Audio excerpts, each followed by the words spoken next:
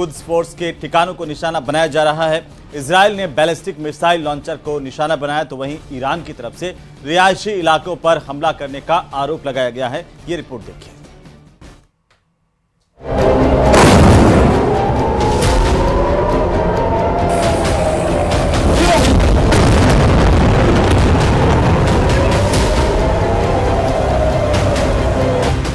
ये सिर्फ मिसाइलों की लड़ाई नहीं है, ये पश्चिम एशिया में हाड़ कपाने वाला युद्ध है।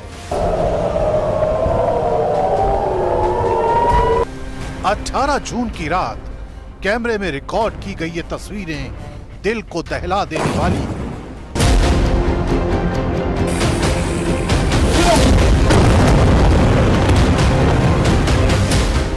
आग के गोले, इंटरसेप्ट होते रॉकेट और एक दहशत भरा सन्नाटा जिसे देखकर किसी का भी कलेजा कांप सकता है।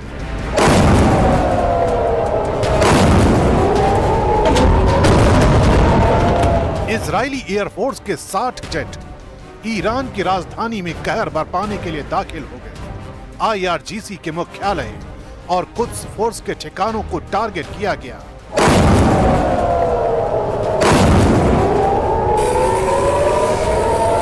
ये हमले ईरान की बैलिस्टिक मिसाइल क्षमताओं को नेस्त नाबूद करने के लिए किए गए।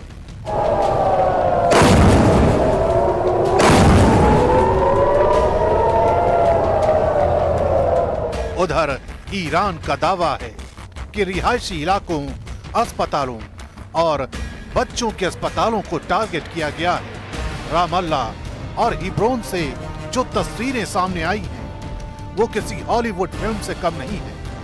मिसाइलें, इंटरसेप्टर्स और चमकती आग की लकीरें।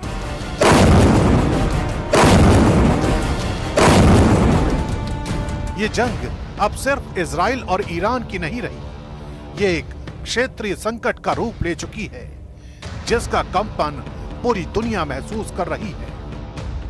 در چهارمین روز از تجاوز رژیم صهیونیستی به ایران از همین ابتدای امر مناطق مسکونی ما، بیمارستان‌های ما، من همین امروز خبر حمله به بیمارستانی رو در کرمانشاه مخابره کردن، من در موردش توییت زدم. حمله به ایلام باز یک مرکز آتش نشانی بوده.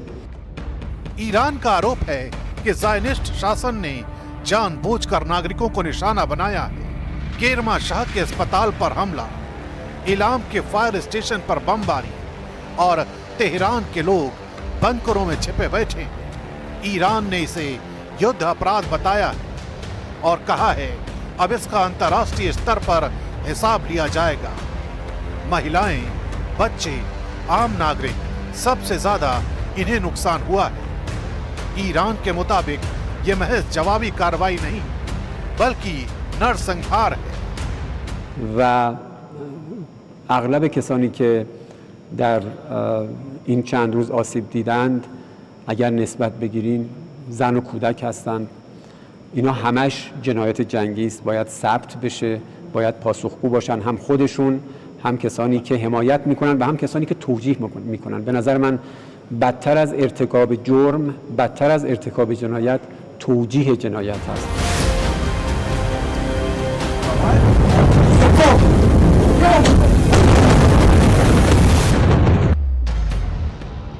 तेहरान में धमाकों की गूंज ने शहर के कई इलाकों को शमशान बना दिया है। लोग घरों की खिड़कियां तोड़कर बंकरों का रुख कर रहे हैं। सायरन लगातार गूंज रहे हैं।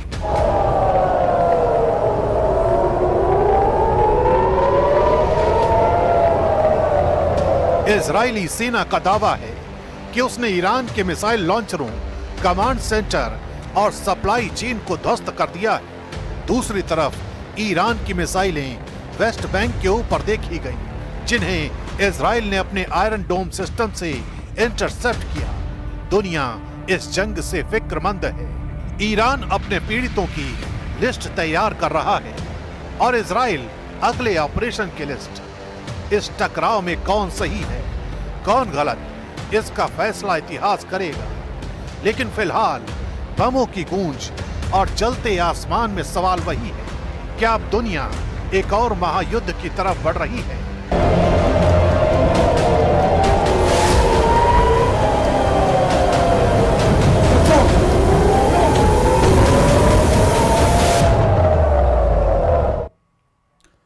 तो वहीं पश्चिम एशिया की हवा में बारूद घुल चुका है। बहुत बड़ी तबाही के कयास इसलिए लगाए जा रहे हैं क्योंकि अमेरिका भी ईरान को सबक सिखाने का मन बना चुका है। यह सब कुछ ऐसे वक्त में हो रहा है जब ईरान में इस्लामिक रिपब्लिक के अंत की बातें कही जा रही हैं। रिपोर्ट देखिए।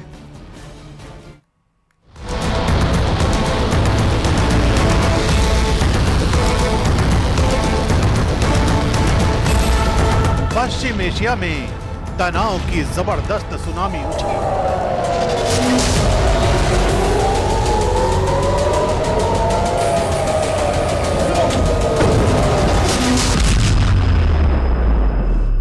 दुनिया के अखबारों और मीडिया में ईरान को लेकर अमेरिका के रुख की खबरें लगातार पब्लिश हो रही हैं। और ऐसा इसलिए क्योंकि अमेरिका की सैन्य मशीनरी अब पोजीशन ले चुकी है।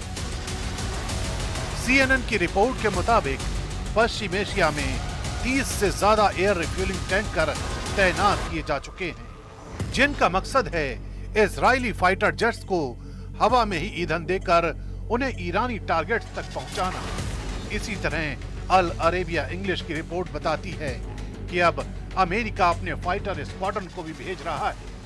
खबर तो ये भी है कि पेंटागन चीफ ने प्रेसिडेंट डोनाल्ड ट्रंप को वॉर ऑप्शन की पूरी रेंज सौंप दी है।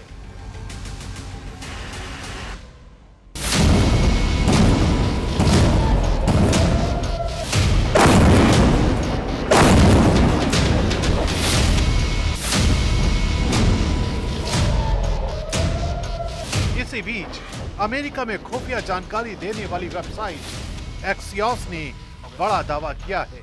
इस दावे के मुताबिक इजरायली प्रधानमंत्री नेतन्याहू का मानना है कि अमेरिका कुछ ही दिनों में इस युद्ध में औपचारिक रूप से शामिल हो जाएगा। यानी अमेरिकी आसमान से गिरने वाली मदद अब सिर्फ सपोर्ट नहीं होगी बल्कि युद्ध का एक निर्णायक हिस्सा बनने जा रही है। इसी बीच इजराइल ने एक और बड़ा खुलासा किया है। N12 न्यूज के मुताबिक ईरान के पास अभी भी 1800 मिसाइलें बची हुई हैं। मतलब ये कि अब तक जो देखा गया वो सिर्फ शुरुआत थी। ईरान की जवाबी क्षमताएं अभी भी मजबूत हैं और उसकी बैलिस्टिक पावर बरकरार है। लेकिन इसी बीच किंग ऑफ ईरान की तरफ से मौजूदा इस्लामिक रिपब्लिक के पतन की भविष्यवाणी कर दी गई है। همیهنانه جمهوری اسلامی به پایان خود رسیده و در حال سقوط است. خامنه‌ای همچون موشی هراسان زیر زمین پنهان شده و کنترل اوضاع را از دست داده است. آنچه آغاز شده برگشت ناپذیر است. آینده روشن است و ما با هم از این پیچ تند تاریخ عبور خواهیم کرد. किंग ऑफ ईरान के नाम से वायरल हुई इन संभावनाओं ने ईरान के भीतर सियासी हलचल तेज कर दी है। इस बयान में सिर्फ शब्द नहीं है, एक नई व्यवस्था की घोषणा है और वो ये कि इस्लामिक रिपब्लिक का अंत हो चुका है। ये बयान उस वक्त आया है जब ईरान के भीतर प्रदर्शन, सत्ता विरोधी बयान और असंतोष लगातार बढ़ता जा रहा है। टेक बैक ईरान का आह्वान विदेश नहीं, सत्ता के केंद्र पर मनोवैज्ञानिक दबाव बनाने वाला वार है। यानी ईरान की दीवारें अब बाहर से मिसाइलों से और अंदर से बयानों से दरक रही हैं। एक ओर अमेरिका और इजराइल की सैन्य तैयारी, तो दूसरी ओर ईरान की बची ताकत और अंदरूनी चुनौती। मंच तैयार है और अब सवाल बस इतना है कि ट्रिगर कौन दबाएगा।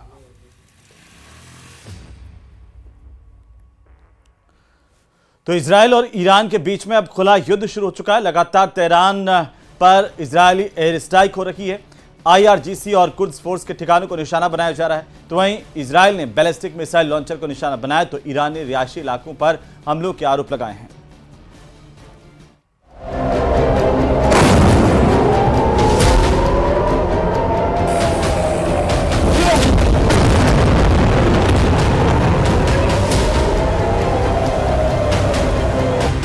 ये सिर्फ मिसाइलों की लड़ाई नहीं है, ये पश्चिम एशिया में हाड़ कपाने वाला युद्ध है। 18 जून की रात कैमरे में रिकॉर्ड की गई ये तस्वीरें दिल को दहला देने वाली हैं।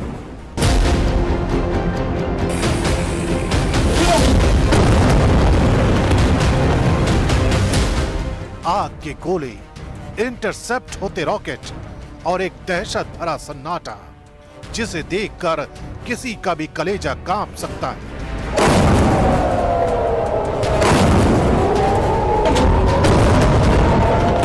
इजरायली एयरफोर्स के 60 जेट ईरान की राजधानी में कहर बरपाने के लिए दाखिल हो गए। IRGC के मुख्यालय और कुछ फोर्स के ठिकानों को टारगेट किया गया।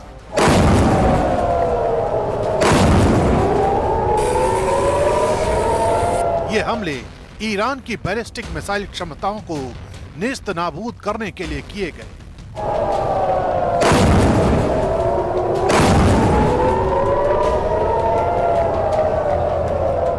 उधर ईरान का दावा है कि रिहायशी इलाकों, अस्पतालों और बच्चों के अस्पतालों को टारगेट किया गया है। रामल्ला और हिब्रोन से जो तस्वीरें सामने आई हैं, वो किसी हॉलीवुड फिल्म से कम नहीं है। मिसाइलें, इंटरसेप्टर्स और चमकती आग की लकीरें।